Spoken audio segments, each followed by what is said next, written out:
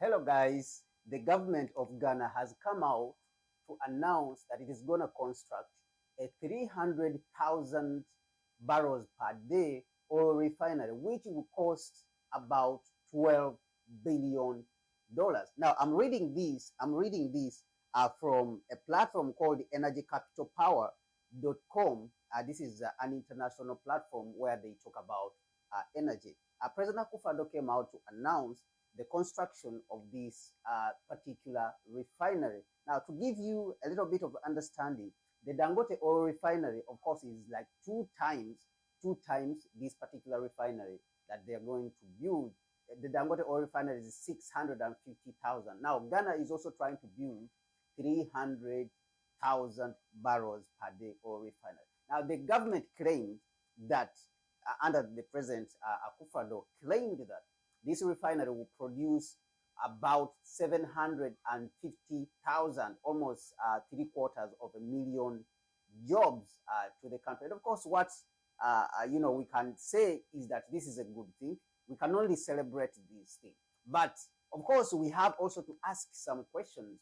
Is this really the journey where we want to go? Do we want to go from being importers of these fuels, by foreigners, having these facilities in their particular countries and, importing these fuels into the African countries? Or do we want these foreigners to come and build the refineries here in these particular countries?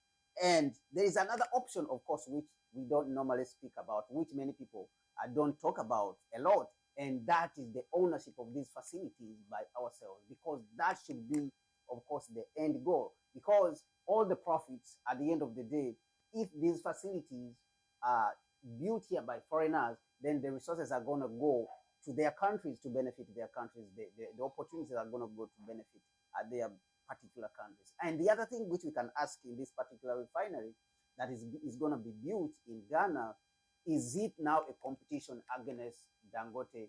Why not take this particular refinery maybe in the eastern part of the continent in East Africa? Or is there a lot of refineries? We see that Uganda is trying to build a 60,000, which is a very small refinery, which is 5 times smaller than what these guys are trying to build, 60,000 barrels per day, oil refinery. But anyway, these are all questions that we need to ask ourselves.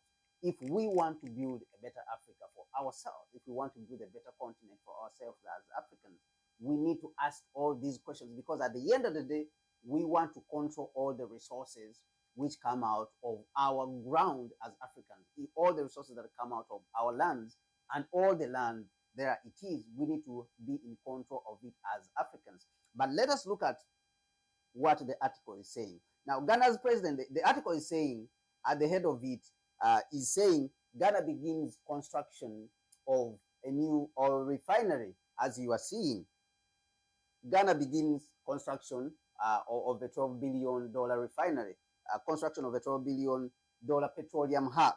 All right. Now, Ghana's president Nana Addo has announced the start of construction of a 300,000 barrels per day refinery. That is what they are saying. The refinery is part of a project, which will be developed in 3 phases. They are trying to build a petroleum hub in the western region of the country. Of course, that is where majority of the oil resources are. The oil, drilling is happening.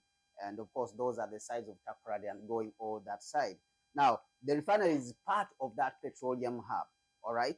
It is estimated, the project is estimated to cost $12 billion, and it will feature these 300,000 barrels per day of oil.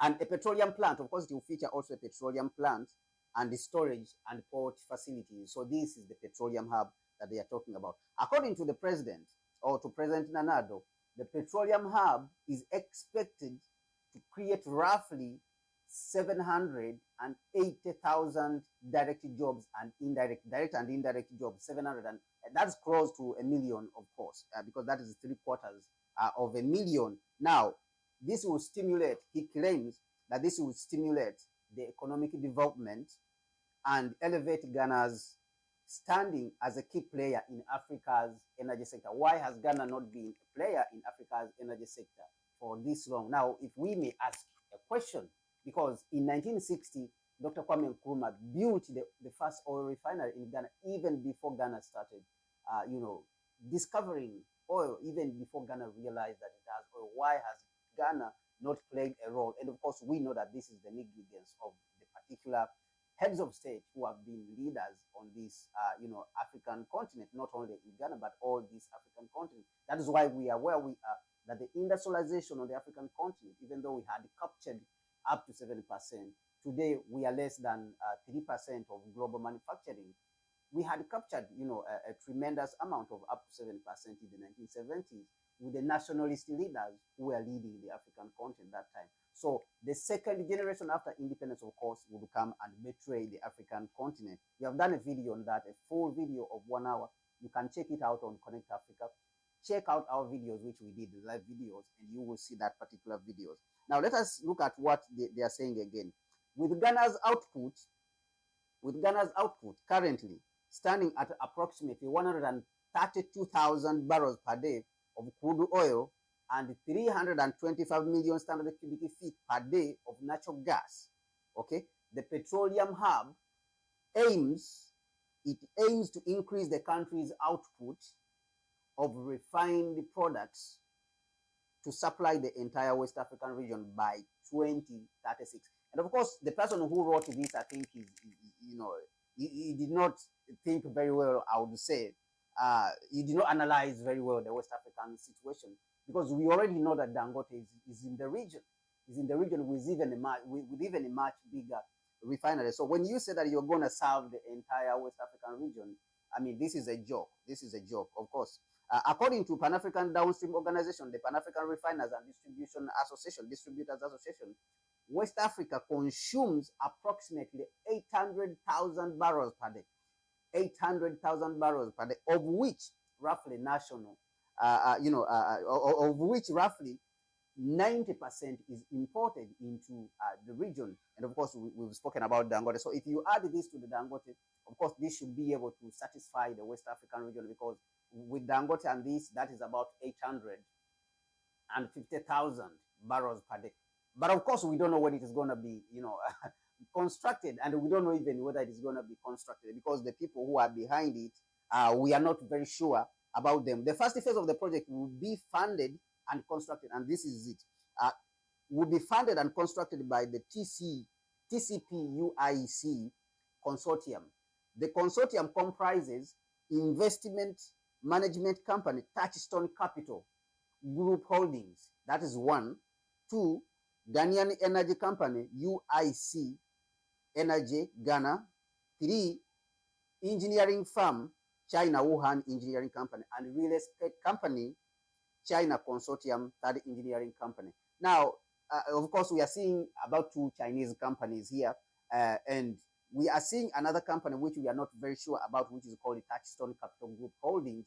We need to do some research on that particular company, and then of course the Ghanaian energy company called UIC Energy Ghana. UIC Energy Ghana. We need to do some research on that, and if you are out there, you can do your research to understand what these companies are about, whether they are legitimate companies. But we are seeing 2 Chinese companies, of course, which want to play a major role in this.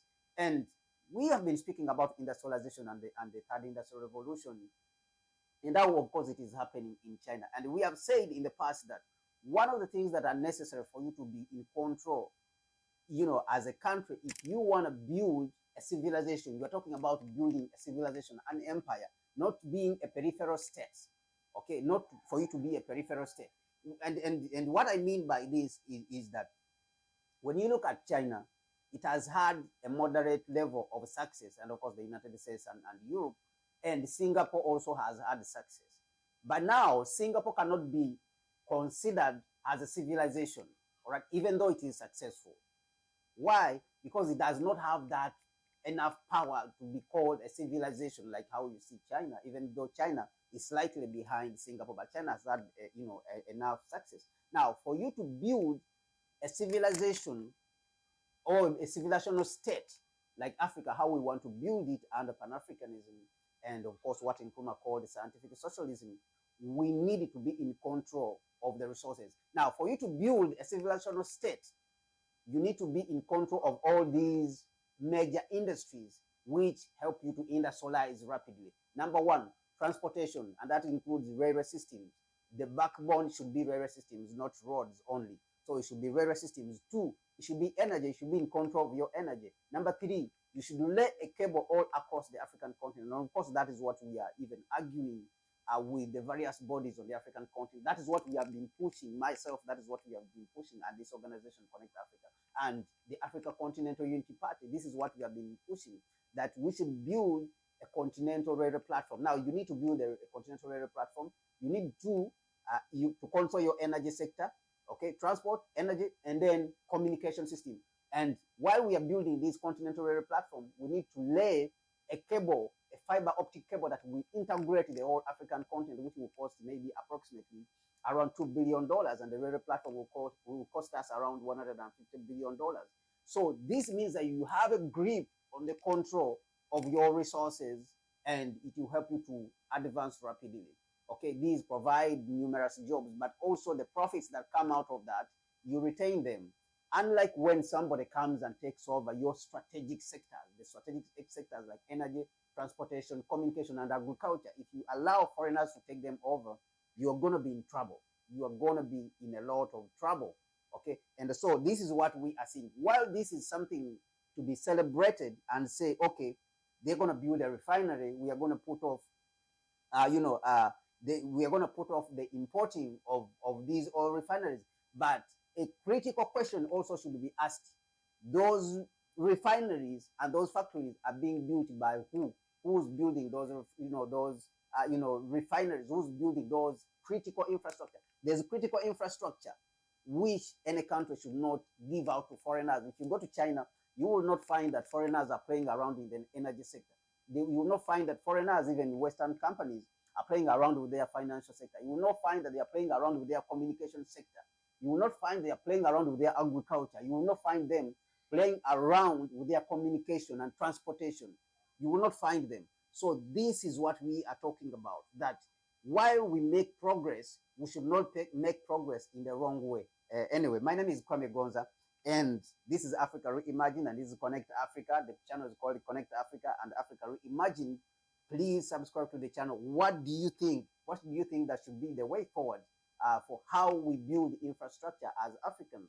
What do you think should be the approach? But this is what we have suggested as Pan-Africanists when it comes to the approach that should be taken when we are building these infrastructures as Africans.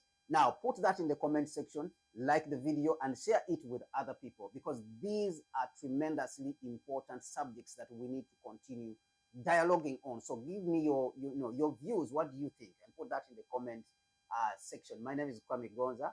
Once again, the channel is called Africa Reimagine and Connect Africa. And please, please, please, please share it with other people and support the channel, please. Support the channel. Support us in all the ways that you can on our PayPal account, which is indicated here, down in the description. And also give us that super chat. Give us the PayPal. Give us the super chat so that we can be here much more and represent the voices of the Africans and our narrative as Africans. Thank you so much, and see you later. God bless you.